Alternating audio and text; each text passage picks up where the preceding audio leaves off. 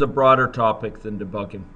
This is a topic that concerns all of us, from the most experienced to the least experienced, and it has to do with resolving problems in our model. Can you folks give me, have any of you folks encountered in the course of this week cases where your model didn't work? Okay. Okay. I did too, right? We did it, we looked through it together.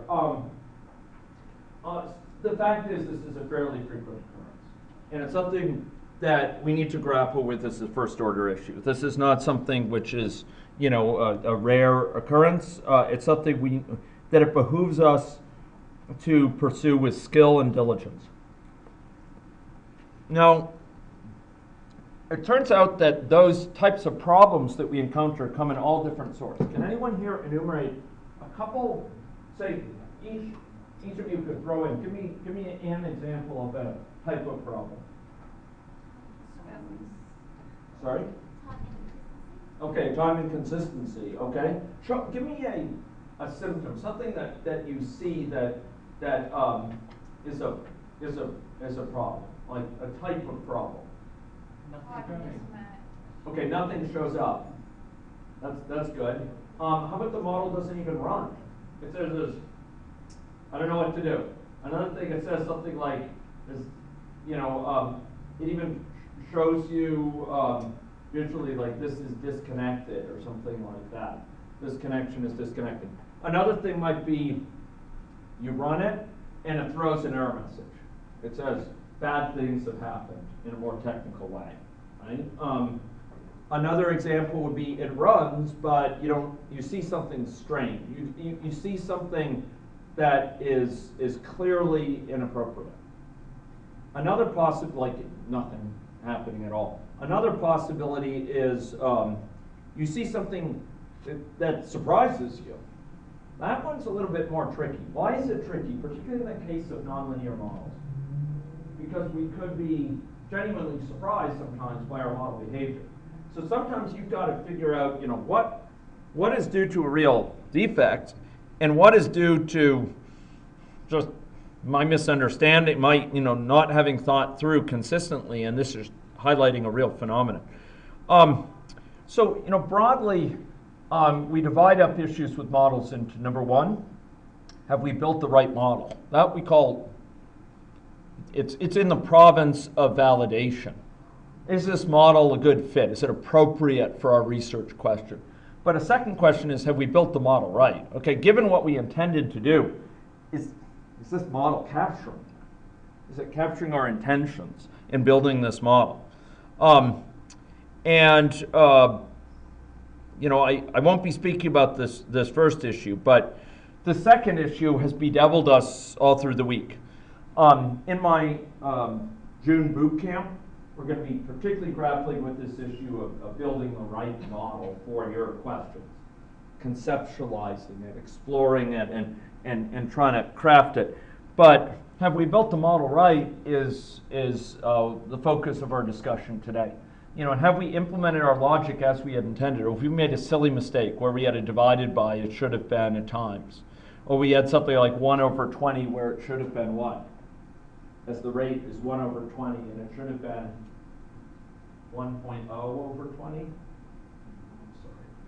I'm sorry for that. I apologize for my fellow language designers. And this is the province of classic testing and quality assurance. And some of the things, Dylan, I don't know if you talked about peer reviews at all. Yeah. Okay, and their critical role. Testing the model with certain extreme values, testing it with some cases that you're pretty sure what the results should be, and you see if it observes those.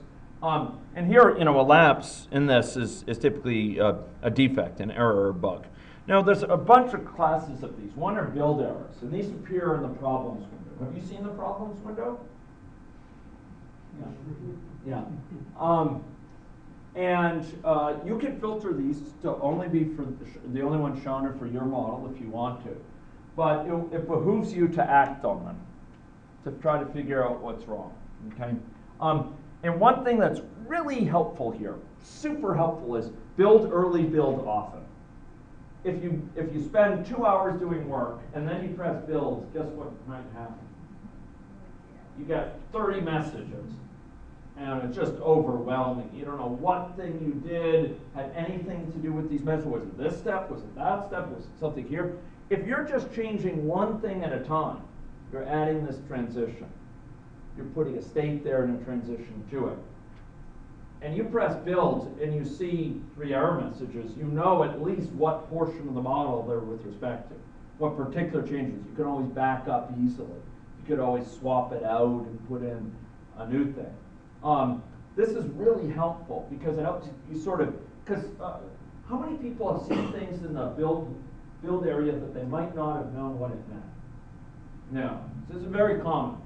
And I am here to tell you it gets a lot easier over time. You come to recognize, oh man, that, and even if they're not your friend, at least they're your, even if you don't view them as your friend because they alert you to problems in your model, you at least view them as acquaintances whose face you recognize.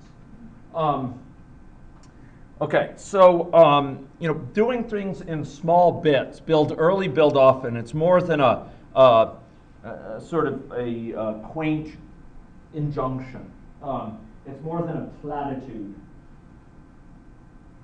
Russell touched the platypus.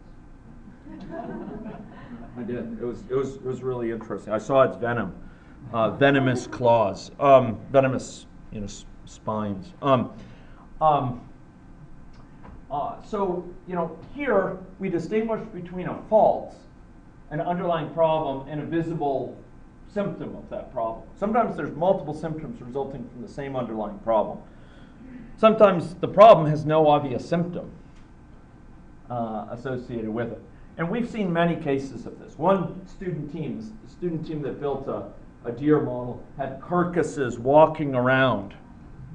These deer would die, and then sometime later they would get up and start to move around. and they thought they eliminated it. And then it would happen again. And they think they'd eliminate that. I think it happened maybe four times for different causes. And you know, they think, okay, we're beyond that, and boom, it would come back. Problem is that sometimes there are surprises from your model that are genuine. So some model surprises represent discoveries about what could happen in the world. On the other hand, some represent unrealistic aspects of a plan. We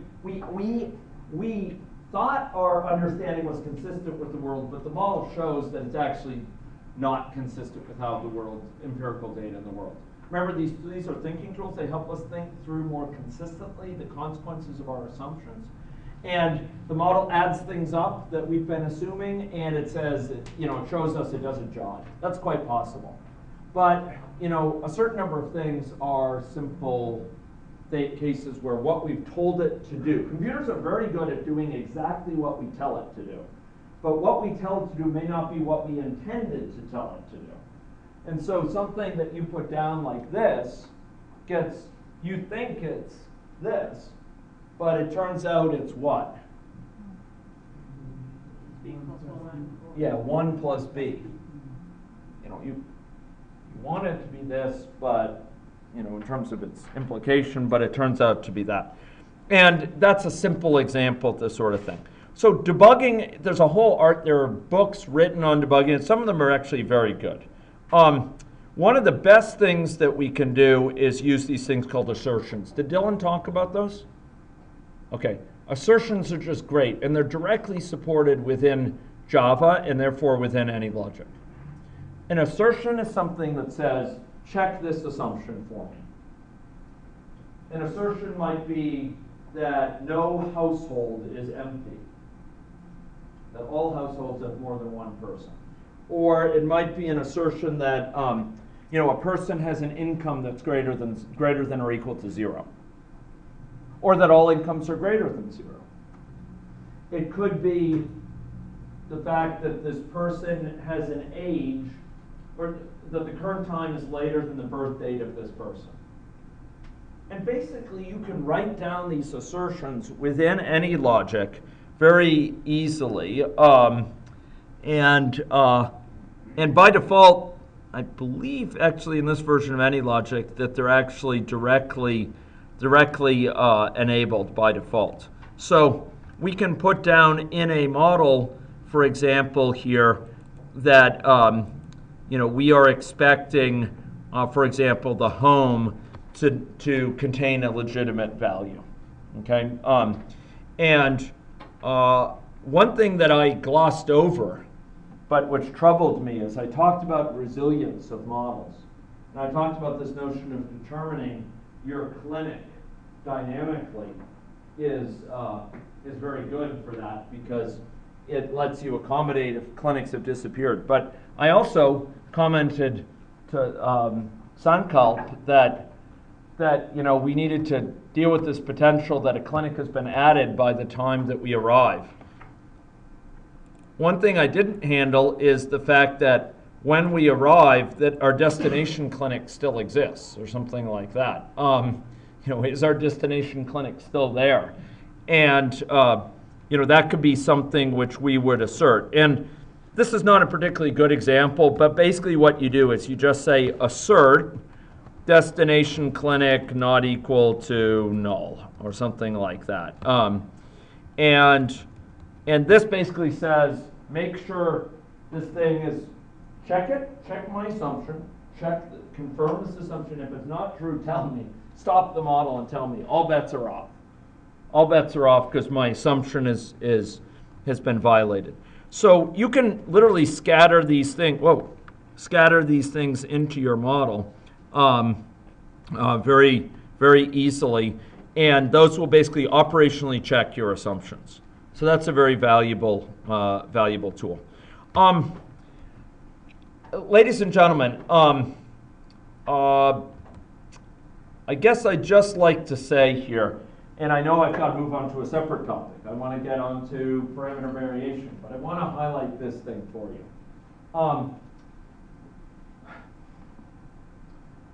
If you have problems with your model, and you probably will from time to time, pursue them. My suggestion for pursuing them is shown here. Can we mail you? Believe me, enough people do. This is not. No, there's a lot of that going on, for better or for worse. And I try to do what I can, but there's only so much I can support a user base worldwide. You can bring it to the next boot camp. What's that? And he can bring it to the next boot camp. No, it's true. It's true. Okay. Save a copy of your model separately. Why do we do that? Because we're going to be modifying it. We're going to be changing it. We don't want to lose the version of the model we have. Save a copy. And now we want to see if we can get this error to occur frequently. Now, a lot of what we're going to be doing is creating a hypothesis for what may be going on and trying to investigate that hypothesis. And this is simplified if we can get the error to occur frequently. So maybe you only notice the error when you add a larger population. So then maybe you add a really large population. And see if you can get it to occur quickly. Okay? So you don't spend that much time each time sort of making it happen. And then you're going to go in and try to figure out where this error lives in the system. Is this something to do with birth? If so, guess what you do? In other words, if you have a theory this is something to do with births occurring in your model, what do? You can turn off births, right? You can disable births. Remember, this is a copy of your model. It's not the main model. So now it's a copy. You can go at it. You just disable births. Is this problem still occurring? Yeah, it's still occurring. Okay. One hypothesis less. One hypothesis down. Okay, could it be something to do with aging? Aging causing things. You turn off aging. Stop people from aging. Does the problem go away then? You successively disable things or rip out portions of your model. Disable state charts. Remove states and state charts. Remove transitions. trying to figure out which things are required for this error to still occur and which things are not. And you're getting it smaller and smaller, and the set of possibilities smaller and smaller and smaller. Okay? And you're typically investigating a hypothesis all through these, or several hypotheses. Could it be this? Well, let me try that. Let me try disabling. So disabling things, ripping things out, and tossing them is often part of the process. And often I'm saving several copies in case I have to go back a little bit. Oh, the error disappeared. Now let me go back to the version where it was occurring and see if we can figure out exactly which piece. I'll remove a smaller piece. So sometimes I will do whole things like remove a whole state chart at once and see if the issue goes away. Yes. No, I was just going to mention like something that I found on the group chat that people may not know is that ignore button. You know how you can choose ignore? Oh, yes, yes. Oh, excuse me. So let's go to AnyLogic, and you'll see this state chart. I could go and I could say, for example, this transition, I want to ignore it. And that allows basically this transition to not apply. And that's a little bit lighter weight than ripping it out of the model and deleting it, because it makes it very easy to restore it. Right? You could just do Control Z and boop, you've undone it very easily, and it's also very visual, reminding you that's there waiting to be restored. Does that also stop any references to that from being activated as well? Mm-mm. Or is it just that instance? So it's like commenting out. Yeah, it's like commenting out, and so if you had a reference like to a state somewhere, and you ignored that state, it would say, I don't know what state you're talking about. And so it's no magic. It's not magic in that regard, but it's pretty good. Right, for libraries, like if you just want to get rid of one, it's like if you're building bits of the number of models and you just want to get rid of one of them, or you can take the other one in Yep. That's right. Okay. So, a few important elements. Try to localize the problem. Try to narrow down what may be causing it by disabling, removing features. And often this means being really clever about, let's try it, making this parameter 0, or this parameter really big. Let's see if it occurs more frequently. Let's see if the error is manifested if I make lots and lots of contacts between people or what have you. You're alternating between sort of thinking, observing, and experimenting actively.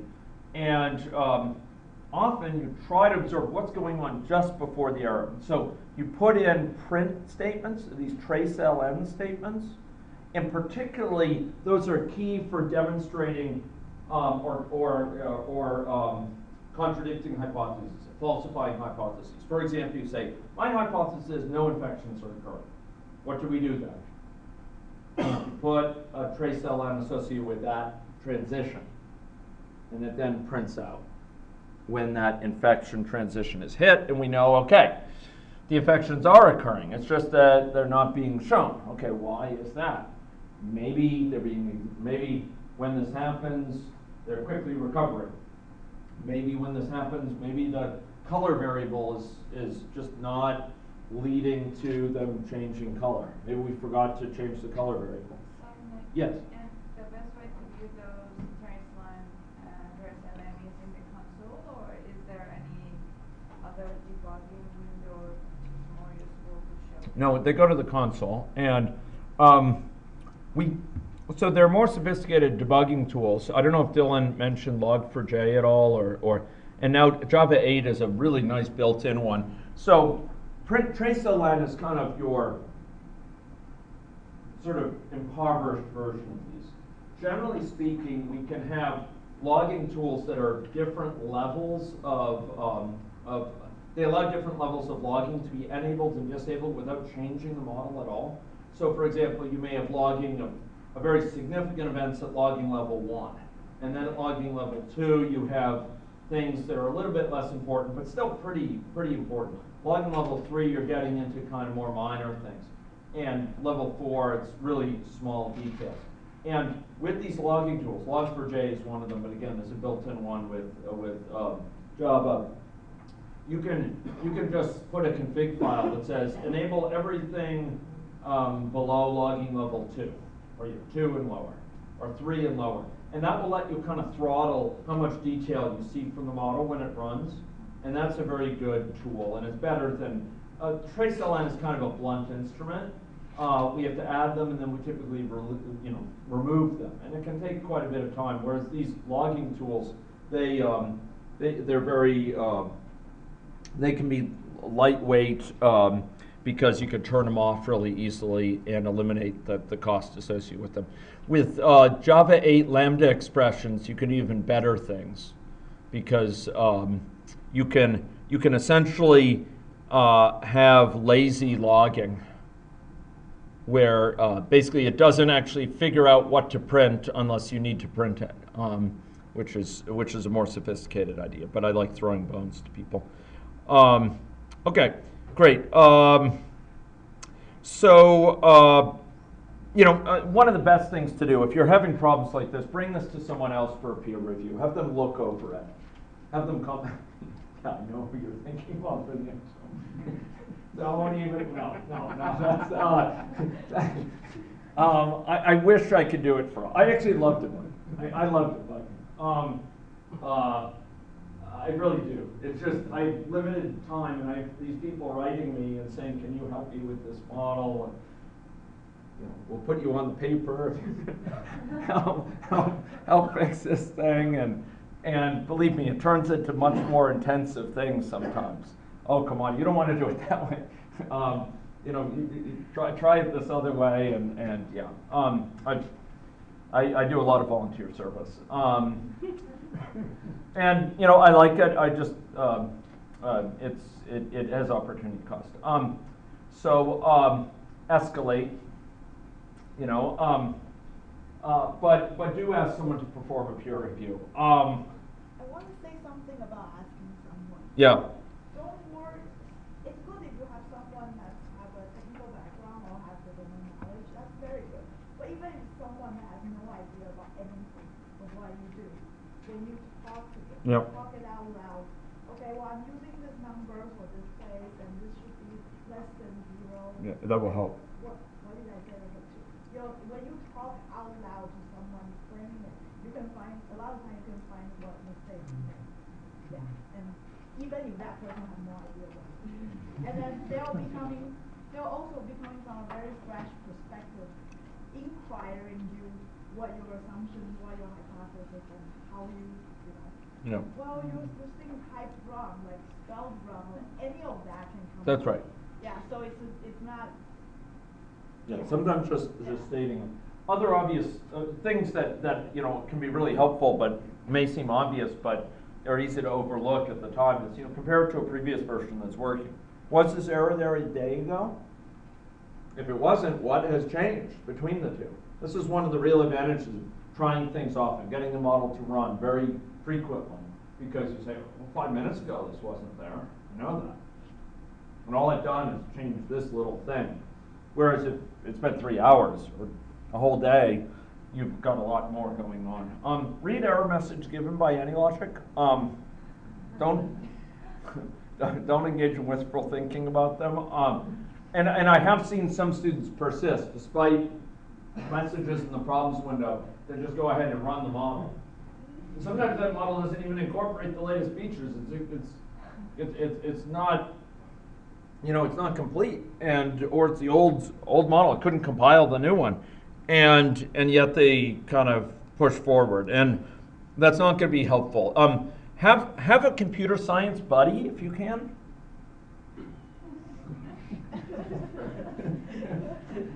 I know what you're thinking. Okay, where's the cage? No. I mean, computer science people aren't all. We're not. We may be a little bit unusual, but we're not forbidding, And if you can have someone on call who really knows Java well, then they're going to be able to see a lot of these error messages and say, oh, it's that. I remember a student, a friend of mine when I was at MIT. She was tutoring a kid when she was in high school, and the kid was a little kid. And he told her, I'm getting these syntax errors when I use my program. And he was thinking it somehow with like a stinky axe, you know, and she said, oh, no, you know, that's an error about how the program's phrased. It just doesn't understand kind of the statements in your program. You need to you need to sort of see you know, why it doesn't understand what you're saying. He didn't know what that meant. But sometimes these error messages use strange words that have special meanings for us in computer science. So Xiaowen, for example, will be able to recognize certain words like null that might not be terribly meaningful for the remainder of people here. What's that? Another question. Yes. Regarding that error messages. So with those error messages, when we build the model and it gives it line by line, it's easier for me to, because the AnyLogic shows if there is a problem. Yeah. But sometimes there is no problem, and I run the model, and usually there is some problems with the like running the model, like with the time, or I had a problem this morning with the connection line. Yes. It showed lots of. Yes. I don't know where to go for finding. Well, okay, so anything. so this is one important issue. Sometimes a single error, and this is not an AnyLogic thing. This is a general thing about computer languages. Sometimes a single problem leads to a cascade of problems because it gets progressively more confused. It would be kind of like, you know, I had to walk from the zoo to here, and I realized I was looking for taxis on the way back because I was a bit desperate to get back quickly. And I ended up walking both ways. But I realized I don't know the address of this place. I don't know the name of the big street that's out here. I knew the name of a street called Frome, and I followed Frome, but I realized if I followed, I could get from here to Frome, but I couldn't get back because I didn't know what street this was. And if I intersected Frome, I wouldn't recognize anything. And so imagine if I had gotten off, you know, I came out of the zoo and somehow I wandered down the wrong way. I could get progressively more and more off. And, you know, soon enough, I might be in, I don't know, Tasmania. Well, okay, not Tasmania, but I could be somewhere new, and I might see this flying in a kid kind of close, you know, closer than I thought. So what I'm saying is it cascades. The error messages cascade. And so I would focus on the first one or two, you know, and things that are in the first couple that are recognizable. Because often there'll be some, you know, saying weird things, and then there'll be something that says like disconnected. And you say, aha, okay, there's something disconnected here. What have I changed recently that it's something to do with a connection? And then you study it and you notice, oh, this thing doesn't end with a green dot, it ends with a white dot, it's probably not connected up. And so it kind of clues you into things. But someone from computer science background will have a better chance of parsing some of those errors, but still, by thinking about what you've changed together with the more obvious error message, and don't panic, don't be overwhelmed by how many of them are, because it may just come down to one or two that are really the original issue. It just gets more and more. It gets panicked. I don't know. Where am I? I have no idea. You know, what continent am I on? You know, it just gets more and more confused over time once it's knocked off of its kind of path.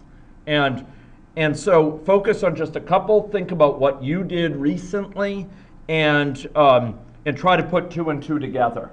And then think, what versions of the model do I have just a few minutes ago that might have worked?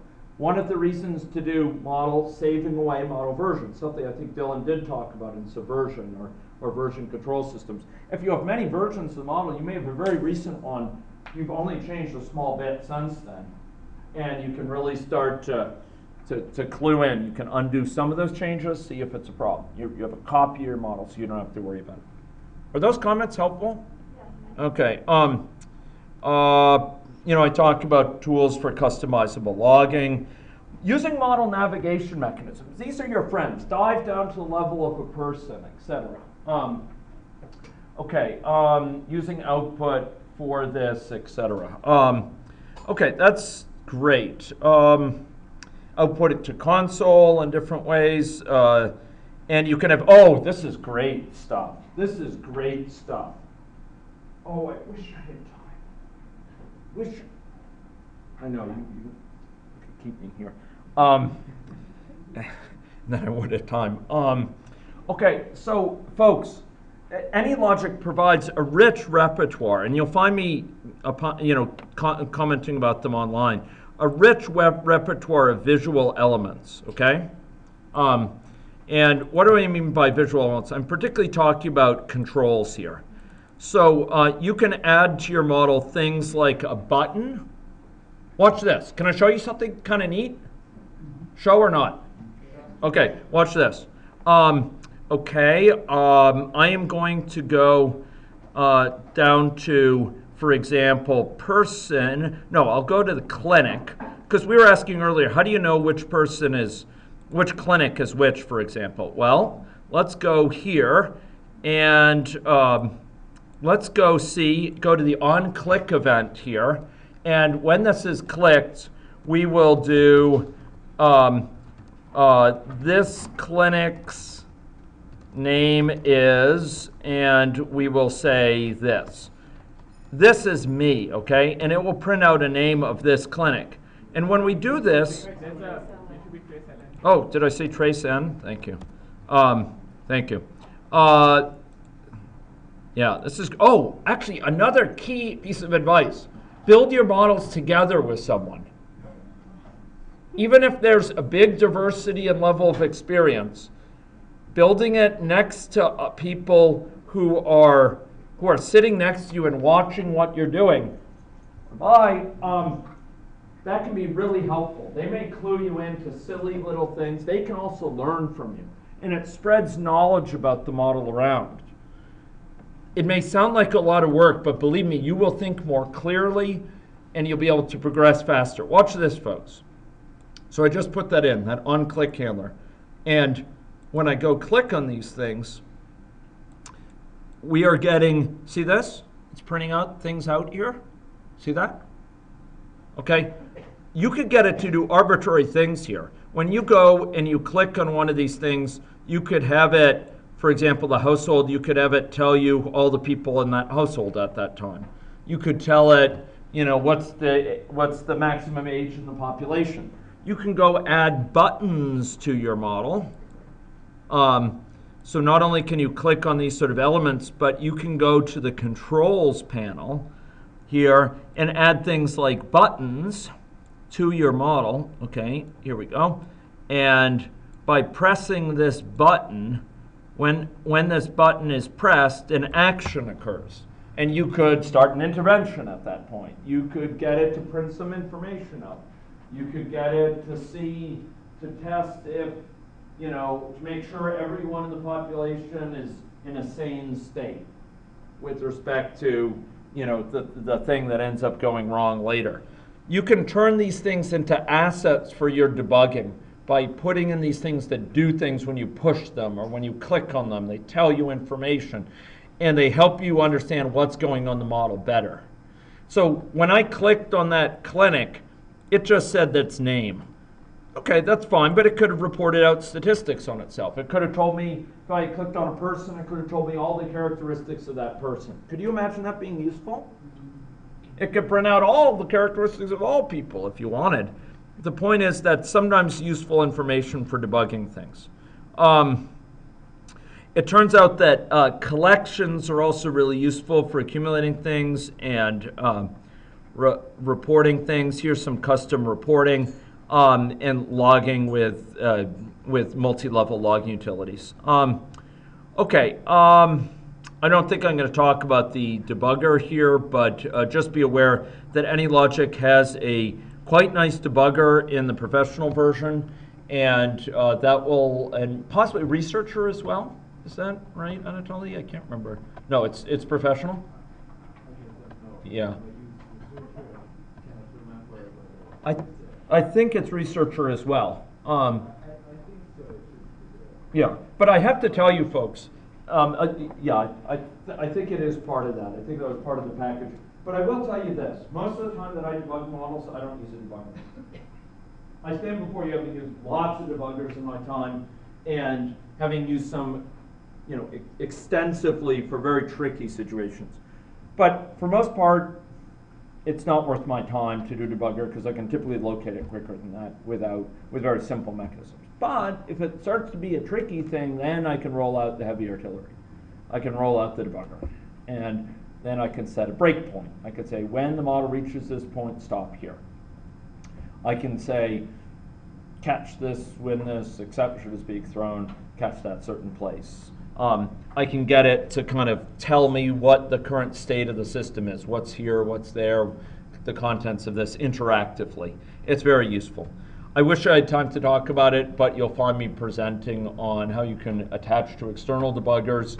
And it's a similar phenomenon with AnyLogic's debuggers. If you need it, if you want to investigate what's going on in a fine-grained way, if you want to step through the model as it's executing step by step by step, the AnyLogic debugger can be extremely helpful. How do you know when to stop building the complexity of the model? When to stop building the complexity of the model? When do you know when to stop? Well, I guess to me it's like asking when do you know when to stop learning about something. So, but I think what you're asking is a little bit different. I think what you're asking is when is it enough for you to sort of try to derive findings from it versus expanding it. I would urge you to run the model throughout its life and try to gain understanding from it all along. And if you find that you find something pretty interesting that sharpens your thinking about the situation, maybe that isn't the finding you had foremost in your mind when you decided to build the model, but it's a useful insight. I would say go ahead and think about publishing that, sharing it with others, acting on it. So I would say one of the things you got to be most cautious about is thinking, I'm going to build a great model for a year from now. It's going to be great. It's going to be fantastic. And I'm going to just work toward this then. That's not the most effective way to operate because it's cut shorts your learning that can occur all through that process. It's much more effective, much more morale building, develops more confidence with stakeholders, helps you spot errors if all along the way you are running the model, observing the model, learning from the model, and shaping the model's evolution per that learning. So I guess I would say, when is enough? Enough is often very early when the model is still stylized for certain types of insights. Okay. Now, we're in the final sort of throes of this event.